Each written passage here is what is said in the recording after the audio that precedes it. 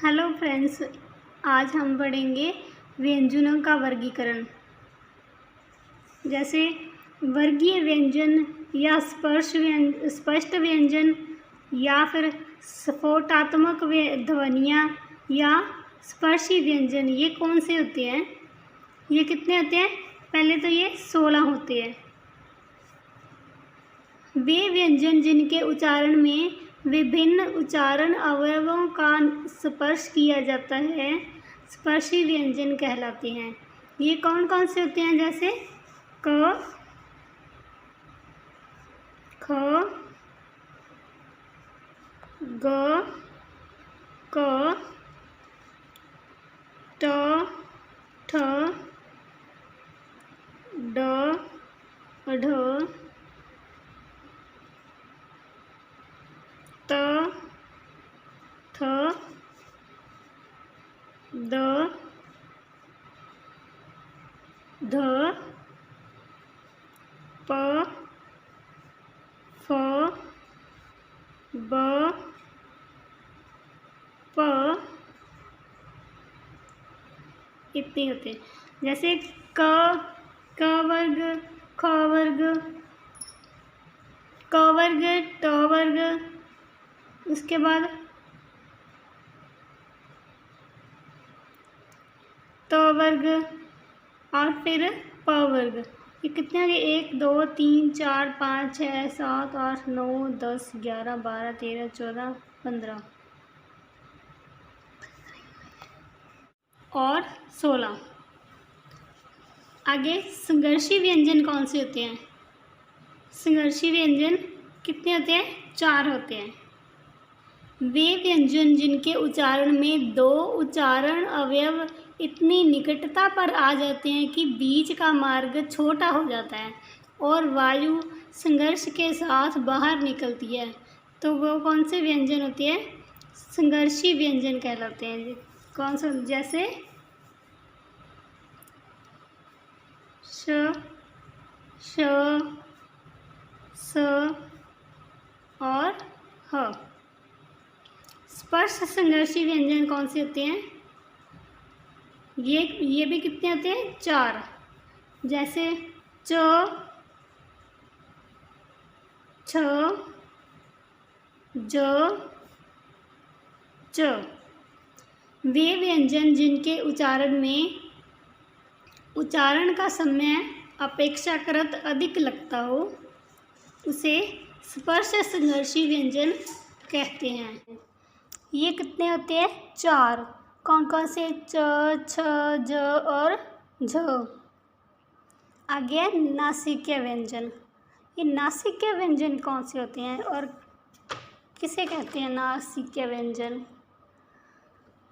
वे व्यंजन जिनके उच्चारण में हवा का प्रमुख वेग नासिका से निकलता है नासिकीय व्यंजन कहलाते हैं। दोबारा सुने। वे व्यंजन जिनके उच्चारण में हवा का प्रमुख वेग नासिका से निकलता है, मतलब नाक से हवा का वेग निकलता है, उसे नासिकीय व्यंजन कहते हैं। ये कौन से होते हैं? प्रत्येक वर्ण का 5वां वर्ण। जैसे अंग, न, न और म। ये कितने होते हैं? ये 5 होते हैं। ये कितने होते हैं? 5। कौन कौन से? अंग, एक सेकेंड, न,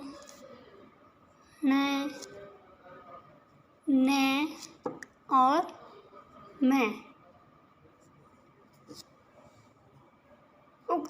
उत्क्षिप्त व्यंजन।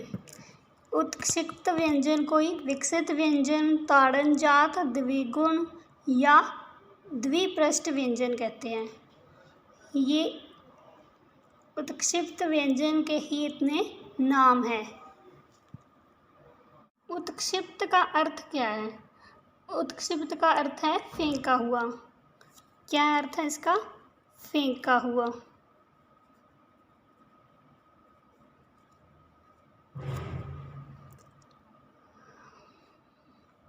इसे ताड़न जात भी कहते हैं। ताड़न जात का क्या अर्थ है? जैसे ऐसा लग रहा हो जैसे ये किसी को ताड़ रहे हों, मतलब इन्हें स्वर रहित नहीं किया जा सकता। वे व्यंजन जिनके उच्चारण में जीवा ऐसा महसूस कराती है जैसे इन्हें फेंक रही हो या ताड़ रही हो, इसलिए इसे उत्क्षिप्त, फेंका हुआ या ताड़नजात विकसित व्यंजन द्विगुण या द्विपृष्ठ कहते हैं। इससे नए शब्द का आरंभ नहीं होता। ये कौन से हैं? अढ और ड।